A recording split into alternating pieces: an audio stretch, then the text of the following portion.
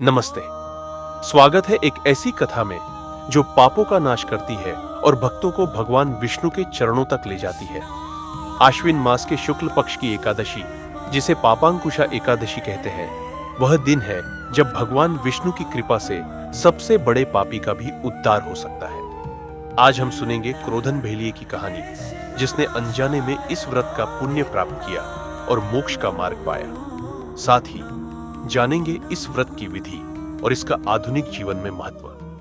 प्राचीन काल में विंध्य पर्वत के घने जंगलों में एक बहेलिया रहता था, जिसका नाम था क्रोधन।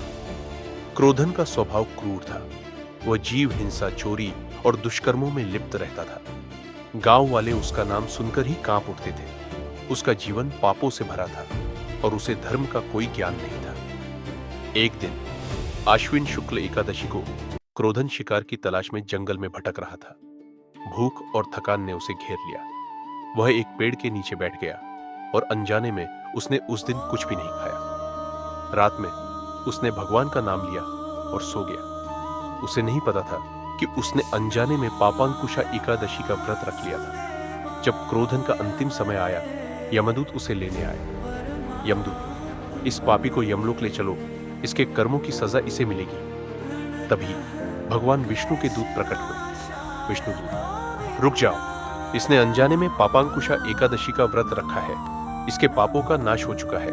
इसे वैकुंठ ले जाया जाएगा। इस प्रकार पापांकुशा एकादशी के पुण्य से क्रोधन जैसे पापी को भी मोक्ष प्राप्त हुआ।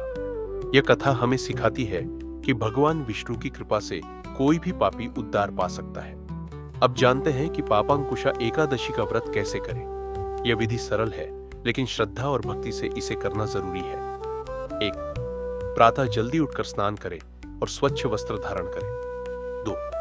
पूजा स्थल को साफ करें। भगवान विष्णु की मूर्ति या चित्र स्थापित करें। फूल, दीप और धूप से पूजा करें। 3. भगवान विष्णु का मंत्र एयुएम नमो भगवते वासुदेवाय का जाप करें। यदि संभव हो, विष्णु सहस्त्रनाम का पाठ करें। 4 दिन भर उपवास रखें। फलाहार या सात्विक भोजन ग्रहण करें। अनाज, नमक और तामसिक भोजन से बचें। 5. रात में भगवान का भजन कीर्तन करें और पापांकुशा एकादशी की कथा सुनें। 6. अगले दिन द्वादशी तिथि पर ब्राह्मण को भोजन कराएं, दान दें और फिर व्रत का पालन करें। यह व्रत सरल है, लेकिन इसके लिए श्रद्धा और समर्पण जरूरी है। इसे करने से पापों का नाश होता है और भगवान विष्णु की कृपा प्राप्त होती है।